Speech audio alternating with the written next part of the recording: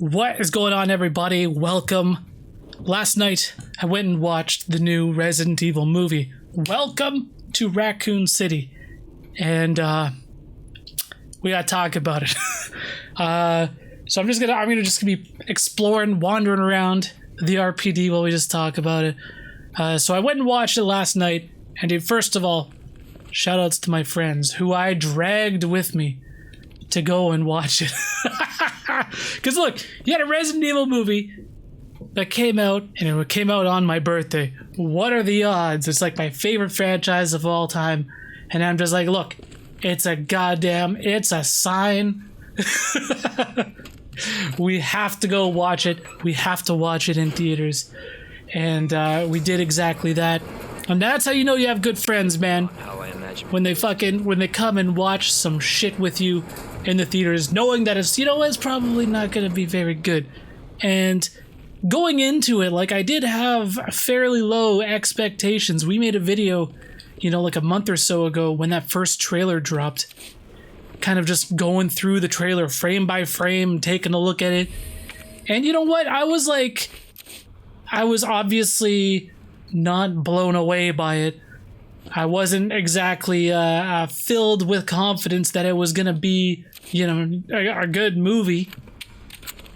But now that I've seen it, I'm surprised to say that the movie was actually worse than I was expecting it was going to be.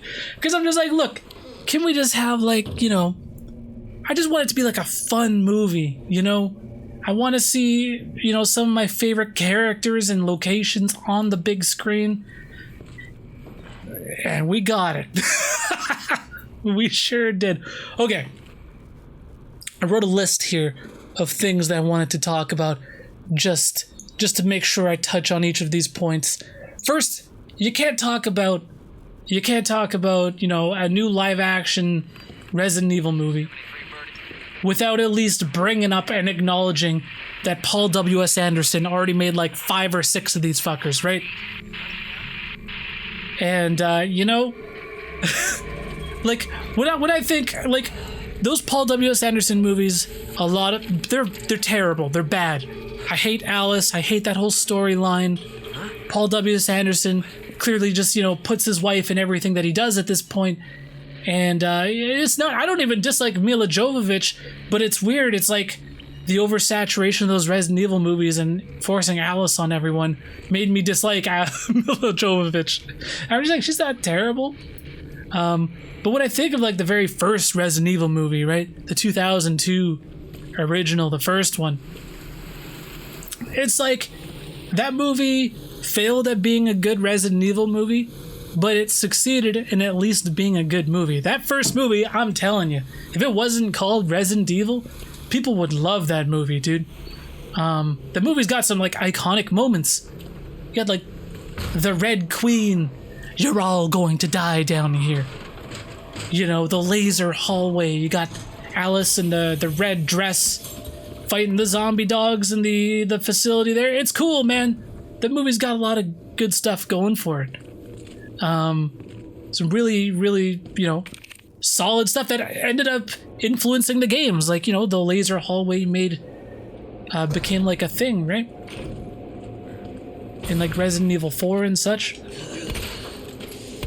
But the new movie, Welcome to Raccoon City, it fails at being a good Resident Evil movie, and it just outright fails at being a good movie, dude. It's bad. It's hella bad. And I've seen, on Rotten Tomatoes, it's rotten, but it's got, an audience score of, 60-something%, and I've seen some people on Twitter being positive about it, being like, oh, it's awesome. And look, fucking power to you, dude.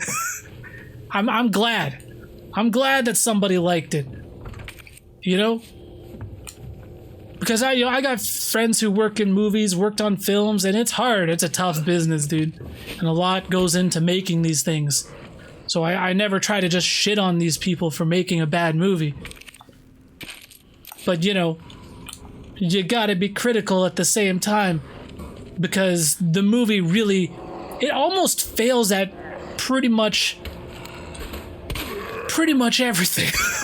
First, okay, I got a list here. First, I gotta talk about the characters. The characters, dude. Like, let's talk about Leon, okay? I'm playing as Leon right now. My favorite Resident Evil character. And one thing people are immediately gonna jump to with this new movie is obviously the race swap, you know? And like, look, everyone's gonna have a different opinion on that, and that's fine. But to me, the biggest sin that they did to Leon is they completely, like, all of that, the race swap aside, they fucked his character up, and that's the biggest crime of all, dude. They didn't make him, like, in this game, you know, which a lot of the movie, the Resident Evil 2 parts of the movie are very inspired by Resident Evil 2 Remake. In this game, like, Leon, he's cool, he's calm, he's collected, he's fucking competent. You know what I mean? Yeah, he's a rookie, yeah, he's green, but he's like, you know, he's sure of himself, he's talking himself through these crazy situations, and it's like, it's endearing. But the Leon that we got in the movie was just, he was like a fuck up, you know what I mean? It's like, there's no way I could see that version of Leon going on and doing Resident Evil 4 type shit. You know what I mean? He was just completely inept and incompetent. He was like almost like the comic relief of the film, which was just so against Leon. And dude, there's just like this ending sequence when he finally gets a little bit of redemption, once he finally like proves himself useful. He comes out with his goddamn bazooka. And one of the most ridiculous scenes of the movie. I'm gonna talk at spoilers first of all, so if you guys haven't seen the movie yet and you know you want to watch it for the first time, I'd probably avoid this video. But dude, the biggest sin that they did to Leon is they fucked his character up. I'm playing terribly here, guys, because I'm just trying to talk. Letting the stream of consciousness flow, dude. So you got Leon.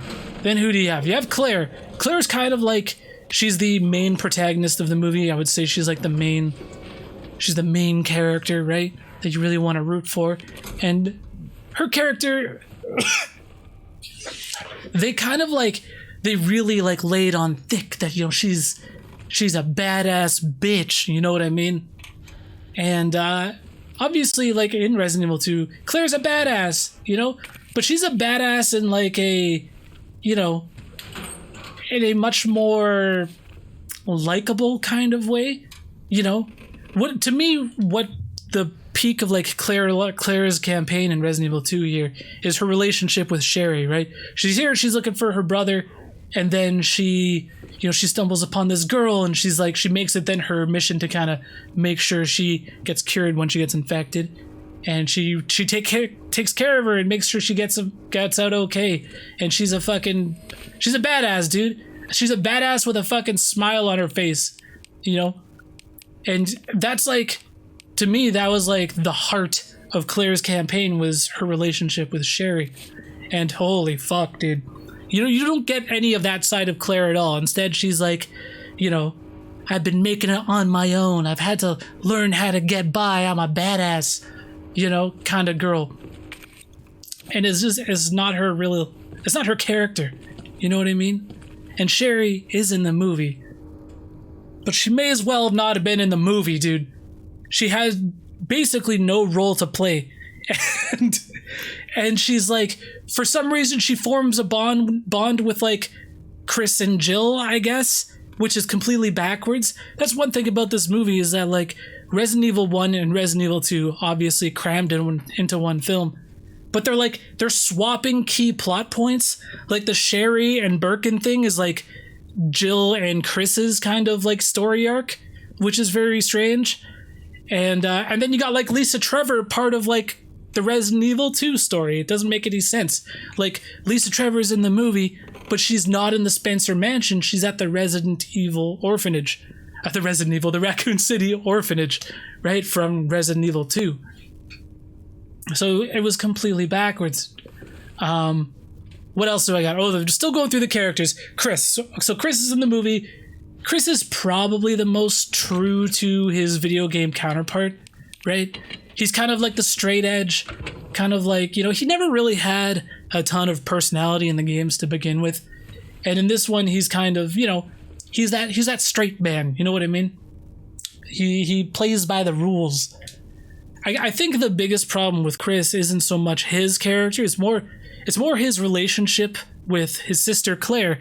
Because I don't know why, but somewhere they got the idea to make them like dislike each other. Claire and Chris, yeah, sure, they're siblings, but they don't get along. They're kind of at odds with each other, and their relationship is strained, and they haven't seen each other in like 5 years.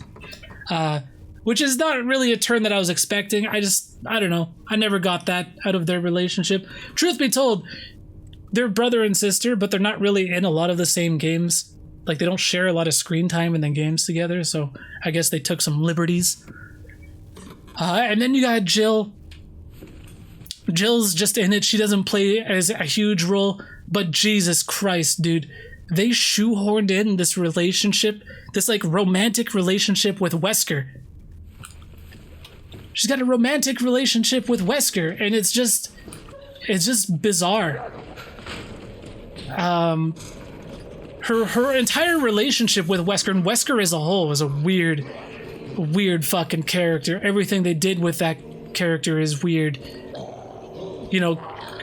Wesker is like a cool, calm, collected. He's a fucking badass, dude. He's got his shades on. He's unfazed by everything, right?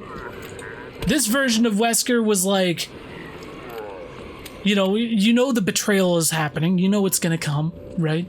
But he's not even like, he doesn't even know what he's really doing at the Spencer Mansion, right?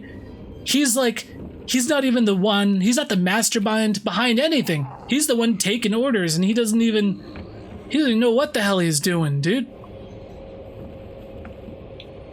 And then there's like a scene where there's supposed to be some sort of payoff where he's trying to explain to Jill that I guess, he, what is this supposed to be? This is like, Capcom? This is, yes, Devil Cry May. There's a scene where he's got a scene with Jill that they took, straight out of like Resident Evil 1.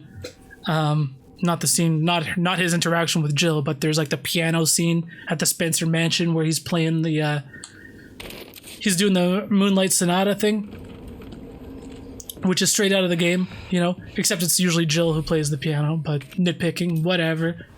And he's explaining to Jill that he got orders from a third party to go and investigate something, and he's doing it for money. And there's supposed to be like this revelation, but it was such a confusing scene, and the way it played out was just so awkward. And that's basically the biggest complaint I have about the movie, is the writing and the story and everything, just the way it all plays out is just awkward and confusing, and it's just a fucking mess, dude. It's just a mess to follow. And I know the stories of the games, obviously, but I went and watched it with some friends, and they're like, what the fuck was happening? Like, it's for a movie with such little narrative, they still didn't manage to explain a lot. Like, Lisa Trevor, she's in it, but it's almost like the director, the writers, like, wanted to include all of these scenes that are like, wink, wink, nudge, nudge, we know the source material. Here's Lisa Trevor, cool, right? But they clearly don't know the source material because they fuck up all of the characters in so many key plot points. Dude, I'm just like ranting. This is just a rant. Like Lisa Trevor, for instance, first of all, she's not a villain, and she never was, to be fair, right? But they gave her like this relationship with Claire where like Claire knew her from like the orphanage, and she's interacting with Claire, and she's helping Claire, right? And she's like talking to her, and then she kills a licker, dude. She kills the licker, gets her in a fucking rear naked choke, and kills it, dude. And it was really disappointing with how it went down with Lisa, because at the very beginning of the movie, like the opening shot, you're at the orphanage with like a young Chris and Claire, and like Claire sees Lisa Trevor, and it's like scary, dude. And like I'm sitting beside my fiance, and she's like, and she's getting all scared because you know what? Some of those opening shots were kind of creepy. I'm just like, hey, this is good. You know what I mean? It's actually scary. Lisa's scary, and then the rest of the tone of the movie just changes. And it's funny, like when you first see Lisa, you know she's kind of in the shadows. You only get a passing glimpse at her, right? And the more you see of her, it's just like, holy fuck, she looks ridiculous. She looked terrible. Okay, so what else do I got on my list here, dude? So the characters, we already know they totally mess with the characters. Plot points between Resident Evil 1 and 2 are swapped. The writing and the story, completely incoherent, very stiff, very awkward. I got Chris and Claire's relationship. They tried to sell that, wasn't loving it. Why is Sherry even in the movie? I write. Agreed. Sherry was. Oh man. Leon, it's Marvin. I need you back here ASAP. Are you okay, Marvin? Are you okay, Marvin? So what they really should have done, like Sherry was in the movie, but she served very little purpose, right? And to me, as I said earlier, Sherry really, especially in Claire's campaign, she's like the heart of Claire's campaign and really kind of grounds the story and gives you something that you can really kind of latch on to because it's such a crazy story. You know, you're fucking dealing with zombies and viruses, but it's like, okay, here's this girl that I want to make sure she gets out of here okay. And that's something that anyone can kind of get behind, right? But Sherry is basically a non-factor in this movie. And so they have Birkin in the movie. And dude, first of all, he's one of like the most well-known actors in the movie. And he... so many shots with him are like comically bad. There's like a scene where you're trying to kind of... where you're first kind of seeing him interact with his daughter when his daughter had like a nightmare. And the whole scene was just awkward. And you're trying to, like, I guess, find something redeemable in him as a character, but there really isn't. There's nothing there, you know? Oh shit, can we get out of here? And, oh, dude, there's this one scene where, first of all, there's this the long lingering scene on this Code Veronica reference where they're showing the Ashford twins. And like Birkin is there. And like the end of this film reel that they find, you know, there's a shot of Birkin just watching the twins with this stupid ass grin on his face, and it's so awkward and hilarious and comical, and it's just like, what were they thinking with this shot? That entire sequence. Like, you know, my fiance afterwards, she's like, what the fuck was that all about? Who were they? Because they had this like Code Veronica tease with the Ashford twins, served no purpose other than to be another like, hey, we know the source material, look at this Easter egg, you know? There's a lot of that. There's a reference to, you know, Jill's just shooting the shit with the boys, you know, and she's like, would you rather get eaten by a giant snake or a great white shark? You know, referencing the Neptune boss and Jan from the original game. And there's just like, there's a lot of that. Dude, there's this opening scene where she's talking about a fucking Jill sandwich now. And I'm just like, Jesus. Come here. Take a look. Yes. I knew she'd make it. You know. So the biggest, for me, the biggest problem with the movie, yes, we've already talked about the writing and the story and the stiff acting and all of that kind of stuff. I don't even blame the actors, to be honest. They're doing the best they can with the direction that they were given and the source material that they were provided. But really, they should have focused, everyone said it, right? You can't really cram both stories into one movie. Too many characters, too many story arcs. There's too much going on. You know, Resident Evil 2 is probably probably the movie that most people want to make and want to see. Maybe that's why they're like, okay, let's do Resident Evil 1, but we also want to do 2. because, you know, this movie bombs and we only get to make one movie. Well, at least we got to do two. But honestly, they should have just done two or just done Resident Evil 0 in one movie, right? Because, like, if you're... Let me fix my fucking microphone. If you're to do Resident Evil 2, this motherfucker right here, Marvin Branagh, should have been in it. Because, you know, Sherry really grounds kind of Claire's campaign, you know, gives it some emotional kind of resonance. There's something on the line. You know, one of the biggest kind of emotional moments in Leon's story is when Marvin dies. You know, Marvin's a great character. I love what they kind of like. I love that they fleshed him out more in Resident Evil 2 Remake. It's awesome. He's a great character, even though he's barely in the game. You know, the part when he finally turns and you have to put him down, it's like, no, Marvin. And there's just, you know, there's so much they could have done with just the Resident Evil 2 story, just the Resident Evil 1 story, that it was just full of missed opportunities, man. So full of missed opportunities. Jesus Christ. Okay, what else do I got here? Oh my goodness, dude. The ending. You know what? One thing I'm glad about this movie is I did go and watch it with friends, and I dragged some friends out to go and see it. But dude, if you're gonna do it, like, that's the way to do it, right?